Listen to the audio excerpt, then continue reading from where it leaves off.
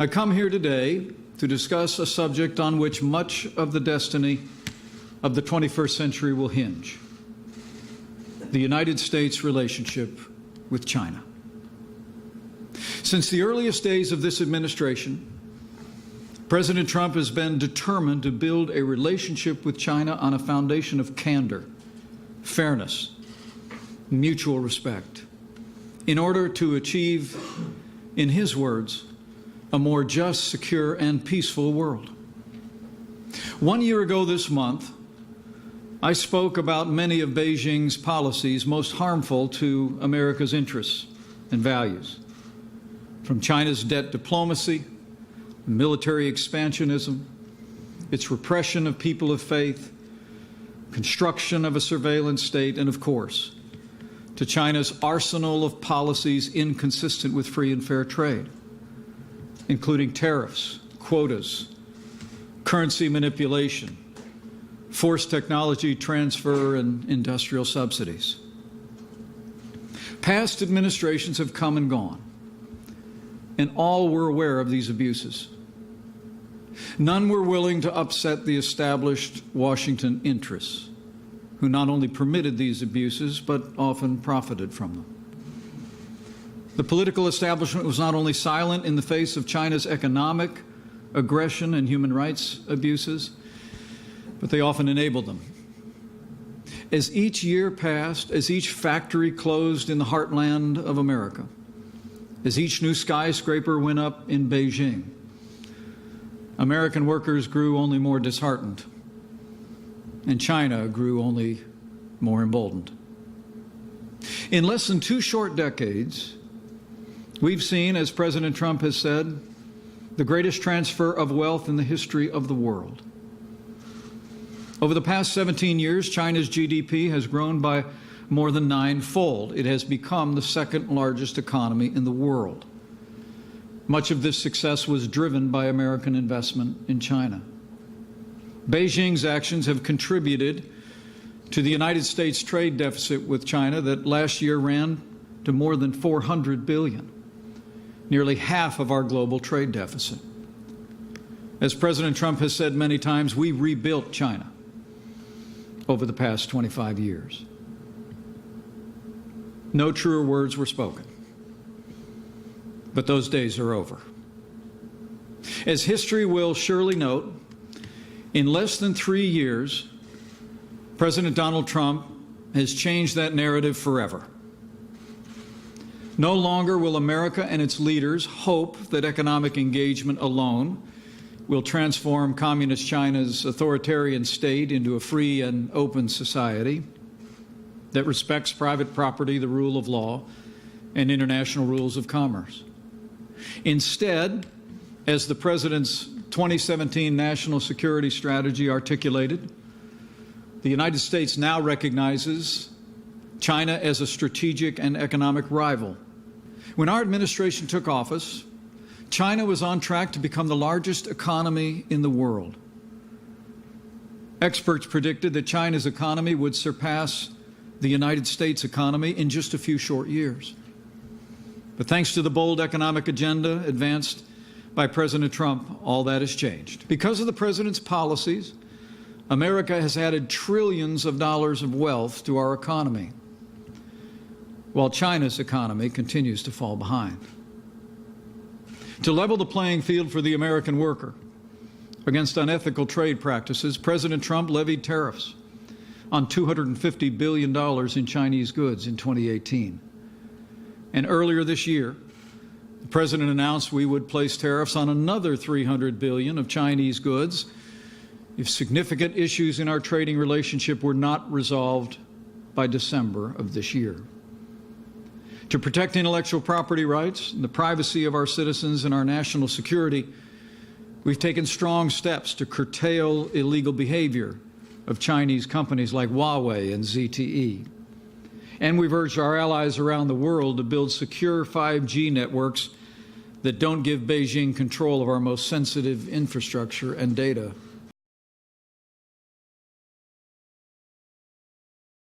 We've also called out the Chinese Communist Party for suppressing freedom of religion of the Chinese people.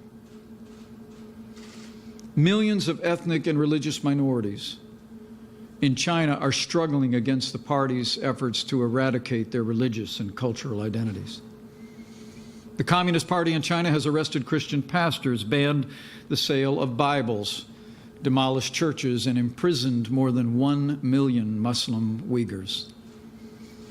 We've held Beijing accountable for its treatment of Muslim minorities in Xinjiang when just last month President Trump imposed visa restrictions on Chinese Communist Party officials, as well as sanctions on 20 Chinese public security bureaus and 8 Chinese companies for their complicity in the persecution of Uyghurs and other Chinese Muslims.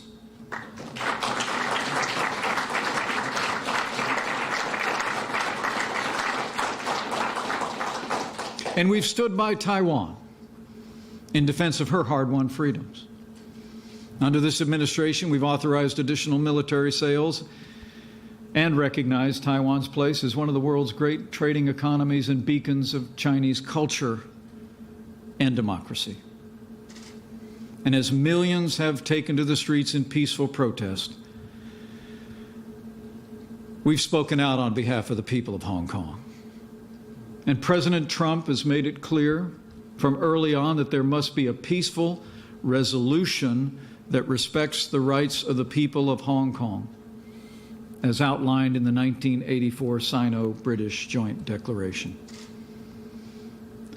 These are all historic actions.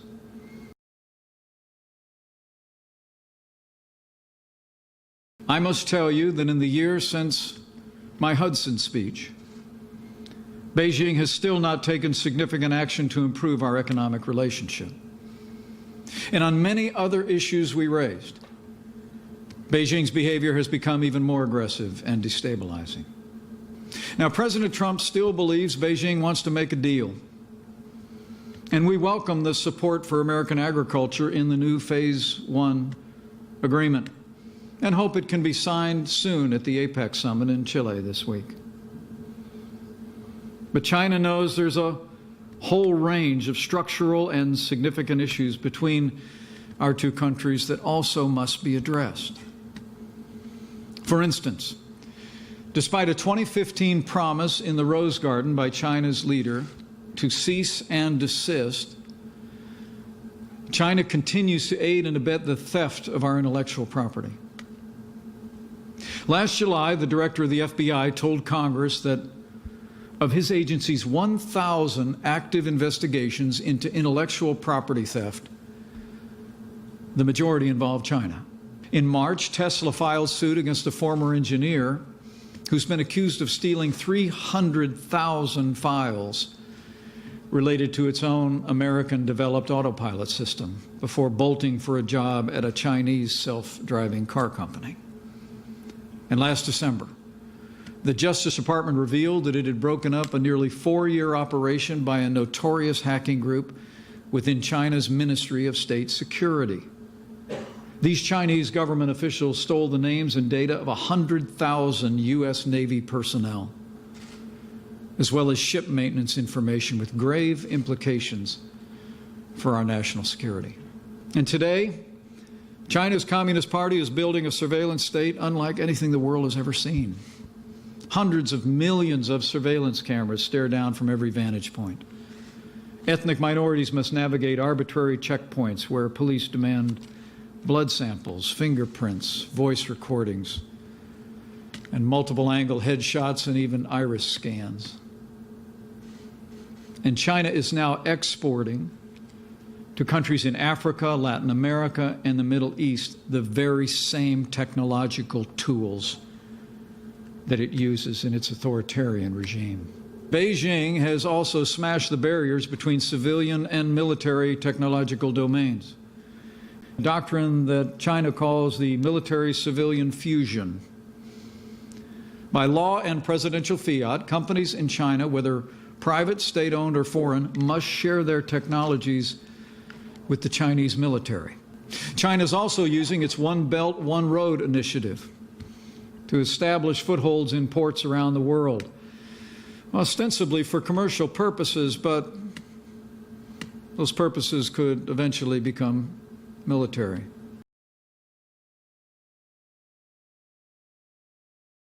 But nothing in the past year has put on display the Chinese Communist Party's antipathy to liberty so much as the unrest in Hong Kong. Hong Kong has served as an important gateway between China and the wider world for 150 years. Hong Kong is one of the freest economies in the world, with strong, independent legal institutions and a lively free press, and it's home to hundreds of thousands of foreign residents.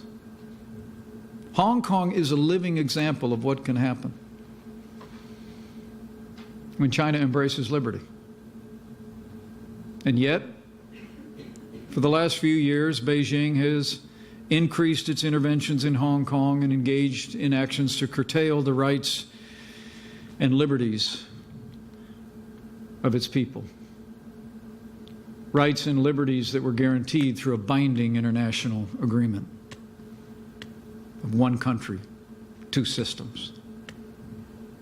But President Trump has been clear. As he said in his words, the United States stands for liberty.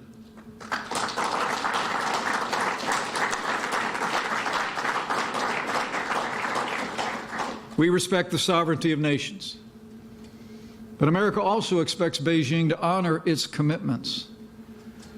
And President Trump has repeatedly made it clear that it would be much harder for us to make a trade deal if the authorities resort to the use of violence against protesters in Hong Kong.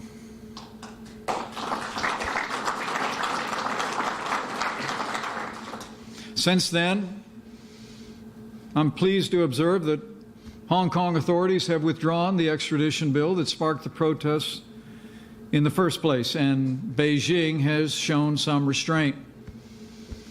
In the days ahead, I can assure you, the United States will continue to urge China to show restraint, to honor its commitments, and respect the people of Hong Kong. To the millions in Hong Kong who have been peacefully demonstrating to protect your rights these past months, we stand with you.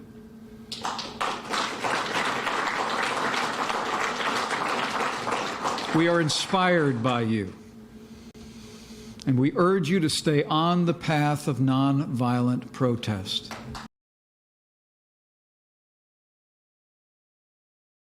The Chinese Communist Party is also continuing to reward and coerce American businesses, movie studios, universities, think tanks, scholars, journalists, and local, state, and federal officials to influence the public debate here in America.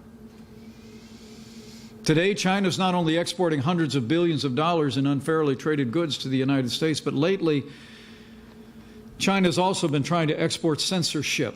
And far too many American multinational corporations have kowtowed to the lure of China's money and markets by muzzling not only criticism of the Chinese Communist Party, but even affirmative expressions of American values. Nike stores in China actually removed their Houston Rockets merchandise from their shelves to join the Chinese government in protest against the Rockets general manager's 7-word tweet, which read, "Fight for freedom, stand with Hong Kong." In siding with the Chinese Communist Party and silencing free speech, the NBA is acting like a wholly owned subsidiary of that authoritarian regime. When American corporations, professional sports, pro athletes embrace censorship, it's not just wrong, it's un-American. American corporations should stand up for American values here at home and around the world.